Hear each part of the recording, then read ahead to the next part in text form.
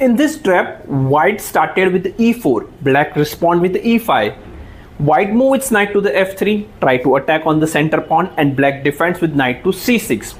Very simple trick in this position, as black knight on c6 is guarding the e5 pawn. So if black try to attack on the bishop by moving the pawn to a6 and bishop captures a knight on c6, then pawn capture bishop on c6.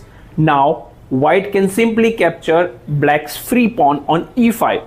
Very common, but yes, you need to have an idea of this attack. This fishing pole trap is basically used by black when white is trying to do Ruy Lopez opening against black. That's what we are going to see on the board. Instead of going back with some defensive move like pawn to f6 or pawn to d6, black should go for counter attack with knight to f6. Now black is also threatening white's undefended e4 pawn. Now white is in hurry for the development, so white will do castling.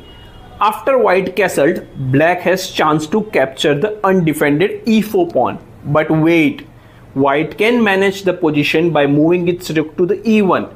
So black will bring back its knight to the f6. Now both white knight and rook is attacking on the e5 pawn. So white can capture the e5 pawn with the knight. What it looks like a free pawn, but it is not. White can equal the points. Now let's see how to go for the fishing pole trap with a very interesting move, that is knight to g4. G4 move of knight put an extra support to e5 pawn and putting pressure on the weak king side pawn h2 and f2. When white see this move by black immediately after he castled, that makes him little bit uncomfortable.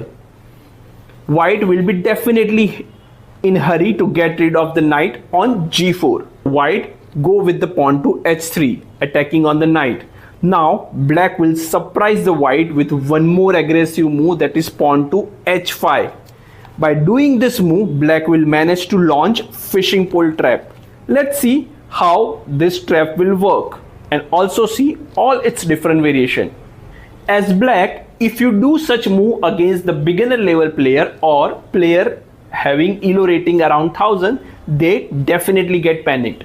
What beginner player analyze from here is there is no immediate attack from the black, so it's a good chance to capture the knight on g4. Now after pawn capture the g4 knight, black will have a tremendous advantage and tempo in the game. By moving its pawn to the g4 and capture the g4 pawn, the knight on f3 is under attack. Now from here, white knight have a two safe option. One is knight to h3 and one is knight to e1. Let's see both the variation on the board one by one. If knight goes to e1 square, the black throw a huge bomb on the white by moving its queen to h4. Black has created a queen and rook battery on open h file. White can see the plan very clearly, that black is going to do the checkmate on queen to h2 or h1 square, and white don't have any safe square left, so white will move its pawn to f3 and make some space for the king. Black is rude this time. It'll take the safe square from the white by moving its pawn to the g3. Nothing left in the white's game and it's clear checkmate in two moves. So let's finish the formality on the board. Bishop capture the knight on c6 and queen to h2. It's a beautiful checkmate. So now we're done with knight to e1 variation. Let's go back the position from where the variation starts. This time knight to h2. Both knight and queen is attacking on the g4 pawn. Black will stick to the same attacking plan and move its queen to the h4. As white knight is under attack, if knight tries to capture the g4 pawn, then queen to h1 is checkmate. And if queen captures the g4 pawn, then queen captures the knight on h2 is checkmate. So So white has to make again some space for the king. It will go for pawn to f3. Black similarly blocked the square by moving its pawn to the g3. White create one more space by moving its rook to e1.